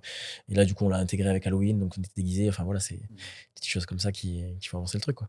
Là, il y a une régularité dans ces événements? Alors, les bigots, c'est effectivement une fois par mois. Ouais. Donc là, ça peut être beaucoup plus simple. C'est juste, tu fais un gros wood et puis après, tout le monde a apporté un petit truc à manger, un goûter ou un déjeuner. Les gens restent ou restent pas. La soirée Halloween, je crois qu'elle est bien ancrée maintenant. Je crois que c'est tous les ans. Et puis, il y a notre soirée d'anniversaire de la boxe. Et après, bien sûr, il y a les Open de CrossFit, qui reste un événement quand même assez festif, communautaire. Qui seront bientôt d'ailleurs. Qui arrive à grands pas. Qui arrive à grands pas. Voilà, et puis là, on fait notre première compétition interne, donc ça va être aussi un événement un peu sympa. Donc voilà, et peut-être bientôt une compétition ouverte aux extérieurs. On est fort sollicité pour lancer ça. Ok. Mais bon, c'est Et pourtant, on n'est pas Par les autres box ou par les adhérents surtout. Et pourtant, on n'est pas trop branché compétition, nous. Ouais. Mais je pense que c'est plus pour ils veulent avoir ils veulent nous voir faire une compète, je crois, organiser ça. Donc ça va se faire. Ça va être chouette. On espère. Tu viendras? Ouais, pas sûr. Ok. C'est quoi comment est-ce que vous échangez avec les autres honneurs? Tu parlais de groupes tout à l'heure sur lesquels vous échangez pas mal sur différentes problématiques. Comment est-ce que vous vous inspirez des autres aussi et quels sont les échanges? On est très proche de notre ancienne box. Hein. Notre ancienne box, on le voit souvent. Il passe nous voir. Enfin, voilà. Ils s'entraînent chez nous. Ils s'entraînent chez nous de temps en temps. Du coup, ça nous permet aussi d'échanger sur ces sujets-là. Les affiliates. Ça, voilà, la réunion des affiliés. Donc, tous les ans, en fait, il y a une réunion qui est proposée pour les propriétaires de salles de CrossFit. Et du coup, bah, là, clairement, c'est un lieu d'échange par rapport à tout type de problématiques. Donc, bah, on s'inspire de ça pour savoir quelle direction. Après, il y a à boire et à manger, hein, forcément, parce que les problématiques de l'un vont être différentes chez l'autre. Donc, puis, selon la localisation, bah, les problématiques sont pas forcément les mêmes. Mais en tout cas, voilà, on essaie de se nourrir au maximum de tout ça pour avancer, hein, tout simplement, dans cette démarche de fournir le meilleur service possible. Clairement. Puis on reste à l'affût quand on benchmark un peu ce qui se fait. Oui. Ouais. Après, on connaît certains honneurs. Moi, je connais des honneurs dans le nord de la France, à Orléans. Enfin, parfois, on échange des messages. Et puis, effectivement, ce groupe WhatsApp avec les plusieurs box qui sont dessus. CrossFit France a lancé un groupe WhatsApp aussi. Donc voilà, c'est des occasions de, tu vois les problématiques des uns et des autres, puis finalement tu te rends compte que tu as les mêmes ou que toi tu as trouvé une solution, donc tu partages, quoi. Ça reste une communauté même pour les honneurs, en fait. Ouais. On est tous dans le même bain, en fait. Ouais. Et qu'est-ce qui se dit au global de l'univers CrossFit actuellement? C'est quoi les tendances un peu? La tendance, elle s'appelle Irox en ce moment, hein, on va se mentir. Hein. Ouais. Vous savez combien de temps que vous êtes mis à l'Irox? Nous, on a l'affiliation, on l'a pris cet été. Ouais, enfin, l'été 2024, quoi. Ouais. Et du coup, on a lancé les cours dans la foulée, donc on a commandé le matériel qui allait bien, etc. Et par contre aussi, du coup, ça nécessite une affiliation forcément qui coûte aussi de l'argent. Et donc, Olivier gère plutôt la communauté CrossFit, entre guillemets, avec les honneurs, et moi, je gère plutôt la communauté Irox, en fait. Oui. Donc, on a chacun nos groupes WhatsApp où on voit les problématiques des uns et des autres. Donc, mais c'est vrai que l'Irox commence à prendre de plus en plus de place. Mais c'est vrai que nous, on a ouvert une salle quand même de CrossFit à la base, et donc ça reste quand même le cœur de la salle. La proportion là, Irox, CrossFit dans la salle, c'est quoi? On a combien de cours d'Irox? Irox, il y a 6 cours par semaine. 6 cours par semaine. Un peu plus, je crois. Non, 6 cours, c'est ça. 6 cours, ouais. je crois. Ouais. 6 ou 7 cours, ouais. Et le reste, c'est du CrossFit, Ouais. donc avec les courses les P que ça implique. Classique. Ouais. En fait, l'Irox vraiment est arrivé là. Enfin, il y a beaucoup de gens qui sont tournés vers l'Irox parce que c'est. Enfin, moi, je vais donner ma définition. Ouais. Je suis pas le coach, mais pour moi, l'Irox c'est vraiment un sport. C'est comme un marathon. C'est-à-dire, tu vas faire toujours la même épreuve, et donc tu vas t'entraîner pour cette épreuve pour améliorer ton temps que tu as fait à Berlin, à Dublin, à Toulouse ou à Bordeaux. D'ailleurs, moi, c'est quand je donne mes séances d'Irox en coaching, en fait, j'essaie d'inviter les gens vraiment à noter leur score pour eux dans leur performance ensuite en compétition, en fait, tout simplement. Mais c'est vrai qu'en CrossFit, le discours est complètement différent, et j'imagine que t'allais y venir. Ouais, pour moi, le CrossFit, c'est une méthodologie de préparation physique qui te permet ok, bien sûr, tu peux aller faire de la compétition, mais surtout améliorer ton quotidien, en fait. Exactement. On a des personnes de tous les âges, tu vois, donc ça peut être porter les courses. Là, j'ai encore vu une vidéo sur CrossFit où il expliquait à une dame comment se relever, une dame âgée, si elle tombait, se relever si elle tombait. Enfin, tu vois, on est quand même dans une dimension assez différente. Alors évidemment, tu peux snatcher 150 kilos et faire les CrossFit Games, mais c'est une infime partie de gens qui font ça. Alors qu'en réalité, ça t'aide à aller mieux dans ta vie, mieux dans ton quotidien, entre les gosses, le machin, le truc, le boulot. Et donc moi, je crois vraiment par rapport à ça. Donc je trouve ça très bien d'aller tester son fitness sur de l'Irox. Mais moi, je suis très fan de la méthodologie CrossFit parce que pour moi, elle me fait du bien. Maintenant, Marco est un très bon exemple. Il s'est pas vraiment entraîné pour l'Irox, il le fait la semaine prochaine parce qu'il va il va tester son fitness sur l'Irox parce qu'il pense que parce qu'en tant que crossfitter, il devrait s'en sortir. Bon, sa décharge, il court très bien, donc ça aide beaucoup. Faut pas non plus aller comme ça. Mais voilà. Mais donc, et pour le coup, par contre, c'est bien parce que ça bouscule un peu l'univers aussi, tu vois, du CrossFit, et le CrossFit, du coup, regarde, s'intéresse et se dit, bon, qu'est-ce qu'on fait? Et finalement, tu vois, la plupart des box, ont pris l'affiliation Irox, sont mises à faire de l'Irox pour satisfaire leurs clients qui étaient en demande, en fait. Ça, c'est plutôt un côté business, pour le coup. Aussi, ouais. Après, faut pas non plus fermer les yeux, tu vois, et dire si les gens, ils en veulent, autant leur en proposer, parce qu'ils sont déjà là. Sinon, ils vont aller le faire ailleurs, finalement. Et puis, finalement, si on est coach de CrossFit, on peut être coach d'Irox, on peut s'en sortir par rapport à ça. On n'est pas en train de faire du pole dance non plus, donc c'est pas non plus un nouveau métier. C'est sûr. Non, ça diversifie un peu le Peut-être lancer le planning. pole dance. Mais... Est-ce qu'il y a encore plus de demandes, justement, pour l'Irox? Est-ce que, justement, ça peut aller vers un sens qui va un peu plus loin? Pour l'instant, j'ai l'impression que les gens sont assez satisfaits. J'ai l'impression que ça stagne un peu, ouais. Ouais. Tu vois, on a lancé plein de nouveaux cours en même temps. On a lancé l'Irox, mais on a lancé aussi le renforcement musculaire. Et moi, je pensais que c'est l'Irox qui allait vraiment devenir number one. Et en fait, c'est le renforcement musculaire qui a été fort demandé. Du coup, on en a rajouté. Et nous, on est hyper contents parce que ça te prévient des blessures, ça te permet d'être mieux dans ton corps, de mieux te tenir et tout.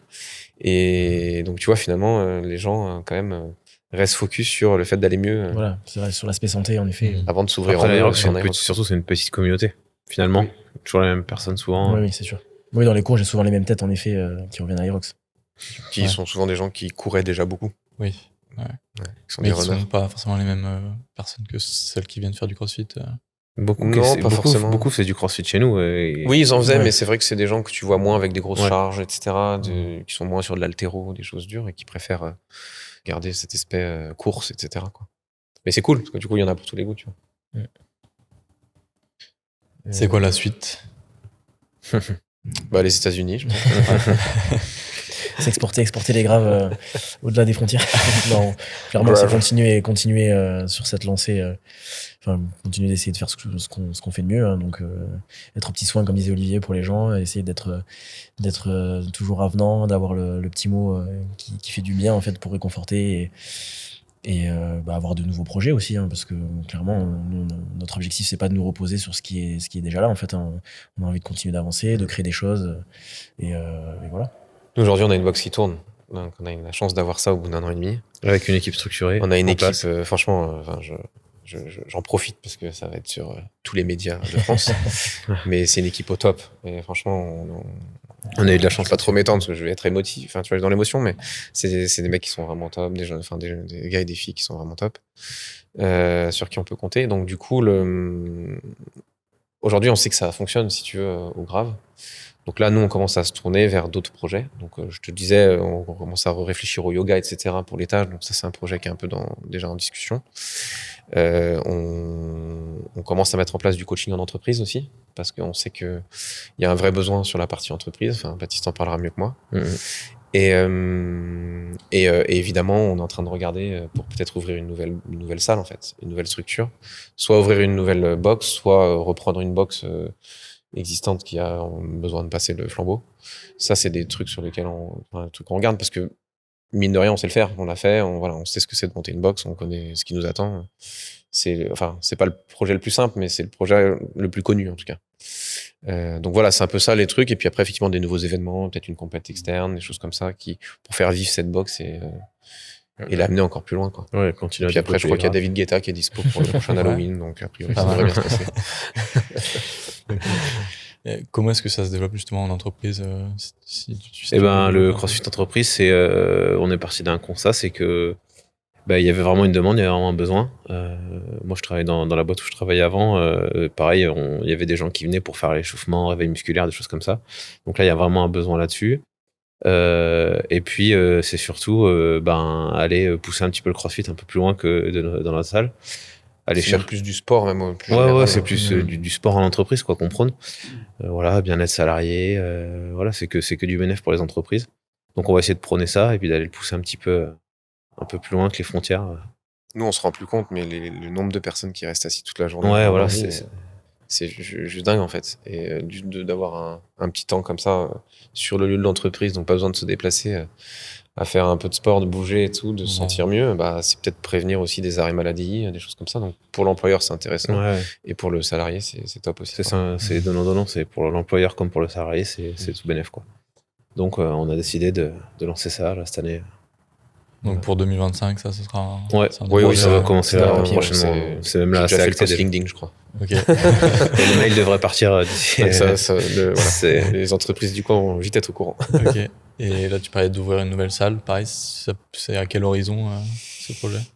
Ça, c'est moins certain, mais. Ça, c'est plus à l'écoute de ce qui est disponible. Tu vois, c'est pas forcément évident avec les locaux. Faut que tu trouves, comme je disais, trouver la bonne opportunité. Le bon local, tout à coup. Soit le bon local. Là, par contre, là, faut être un peu réactif. Donc, ça va dépendre. Moi, je serai assez chaud pour cette année, mais ça dépend de beaucoup de choses. Il y a beaucoup de choses par rapport à ça. La localisation, tu vois. On va pas faire n'importe quoi non plus. On va pas se brûler les ailes. Ça réussit très très bien la première fois. On sait pas si la deuxième ça marchera pareil. Mais en tout cas, je pense qu'on a aujourd'hui suffisamment de connaissances et d'effectifs pour nous accompagner là-dedans en termes de coach. Et puis on a aussi fait des erreurs. On sait. Oui, bien sûr. Oui. Voilà, on n'a pas ça n'a pas été parfait de A à Z. Non, bien sûr. Donc on a fait des erreurs. Maintenant, on sait. Voilà, on pense avoir une petite expérience qui nous permettrait de pouvoir développer un autre projet, quoi. Ce serait quoi le fonctionnement du coup, vu que là vous êtes tous les trois au même endroit? Bah non, après, différent, ça on verra sur le moment donné, mais aujourd'hui on est là tous les trois, mais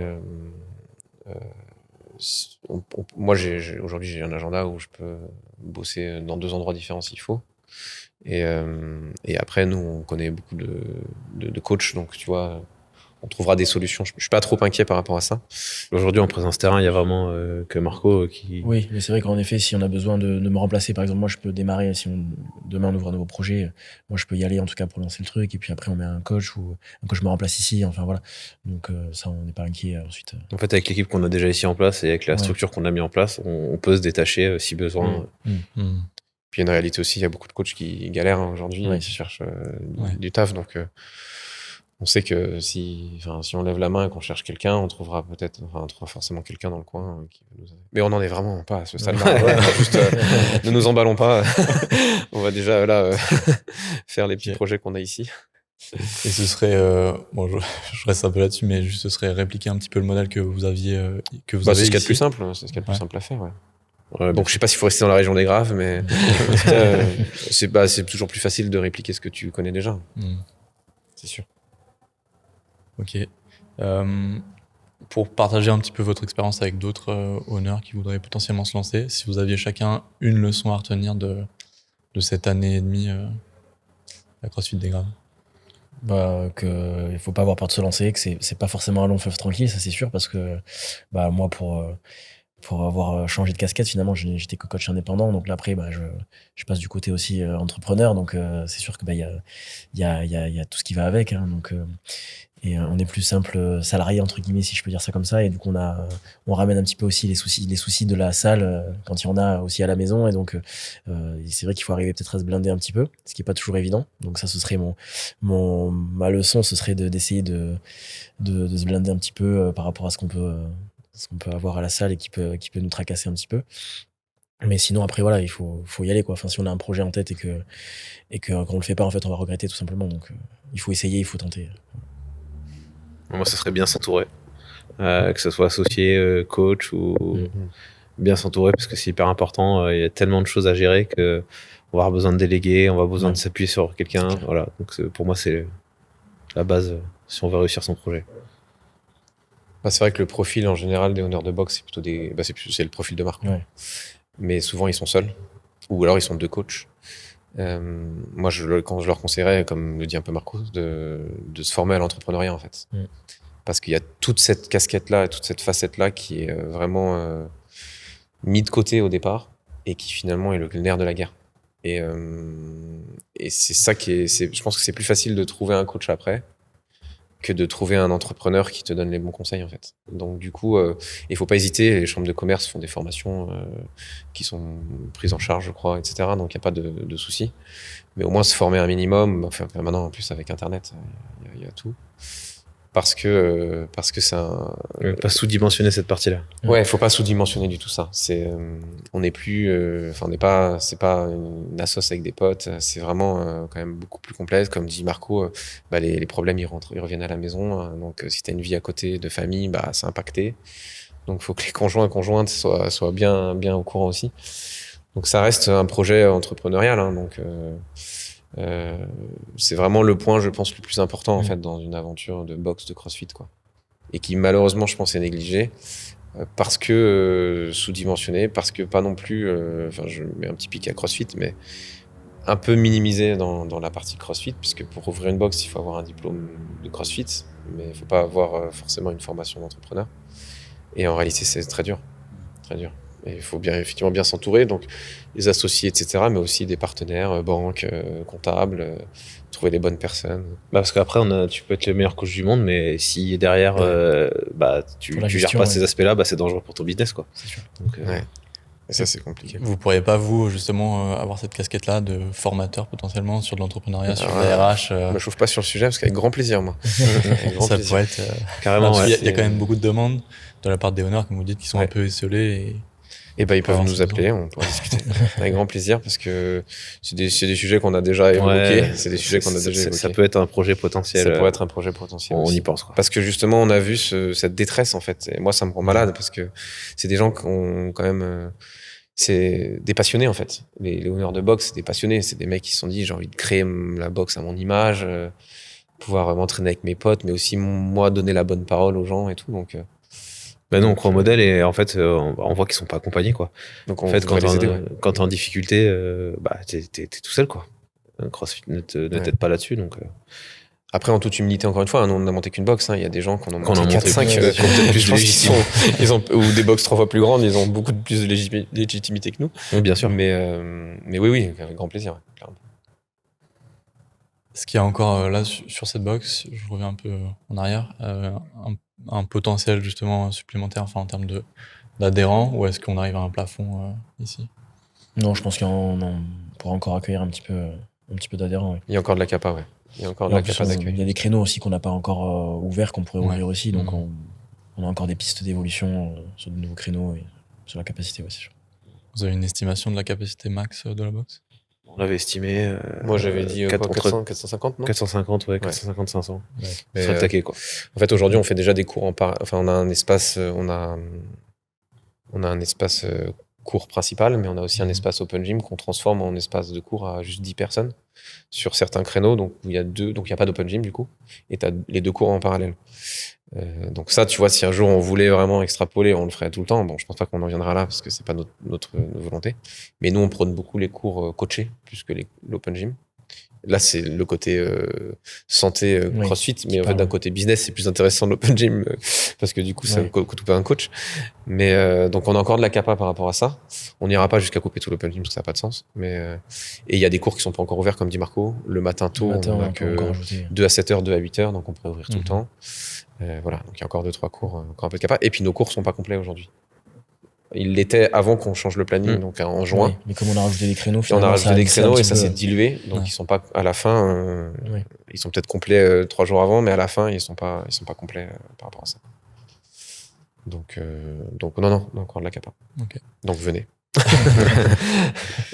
Pareil, c'est une question à laquelle j'ai pas pensé tout à l'heure.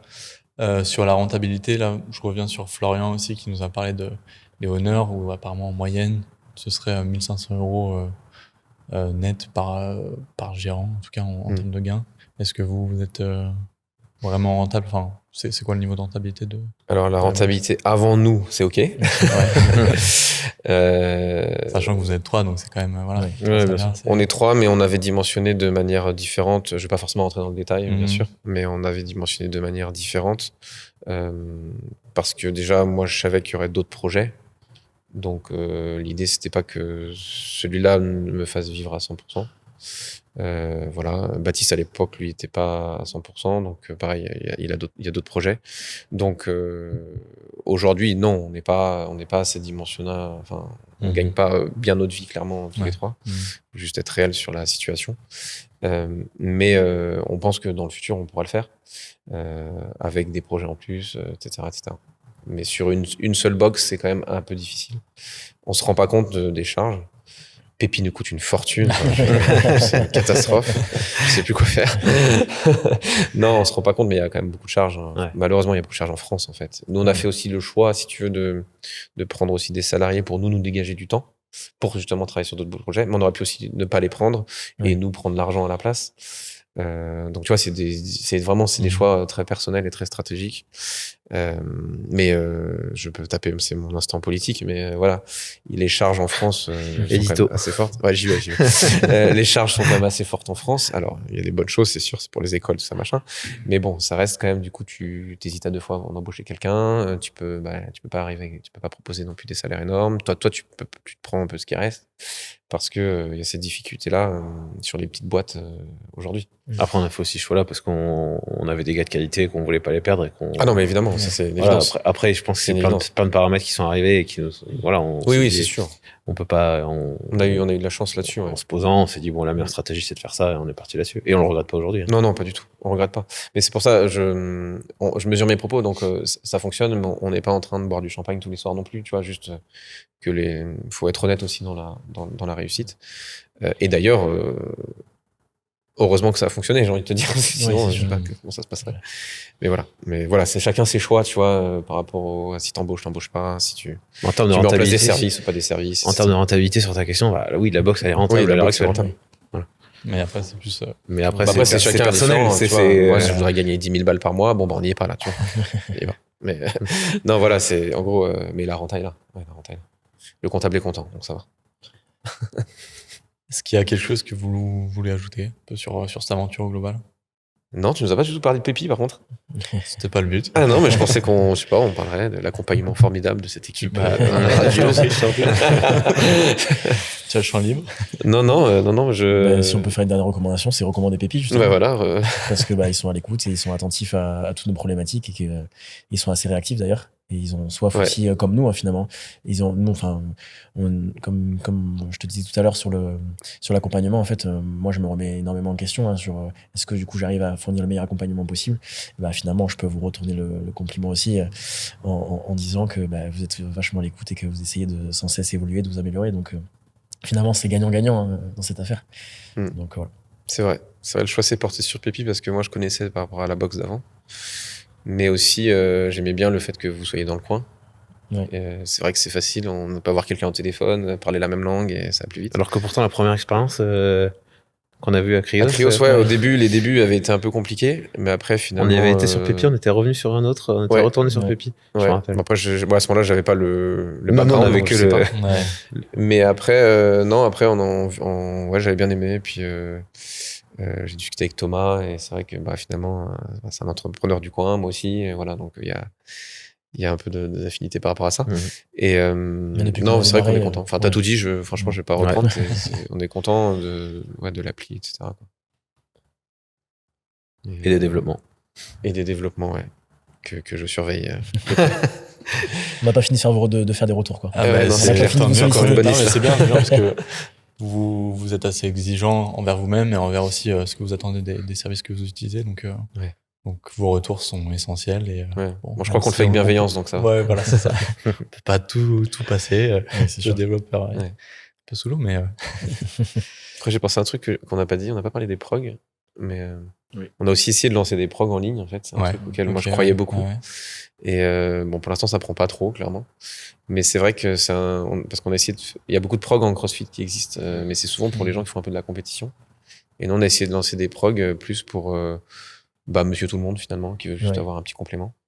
Donc, on a lancé 2-3 prog là-dessus et on verra si ça fonctionne. Ouais, bien sûr. Bon, ça fait partie des projets, de toute façon. Ça fait partie un peu des projets qu'on veut développer aussi. Voilà, parce que ça, c'est pas mal. C'est finalement, tu restes dans ta box, tu crées des prog. Ou n'importe où d'ailleurs. C'est de la vente en ligne. Voilà, vente en ligne, les gens qui s'entraînent à l'autre bout de la France, mais qui souhaitent aller chercher un petit plus dans un certain domaine, mais ils peuvent avoir accès avec ça, quoi. On fera peut-être des podcasts aussi un jour. On invitera Pépi. C'est la mode en plus. Ok, merci beaucoup, messieurs. Merci à toi. Très intéressant. C'était un plaisir.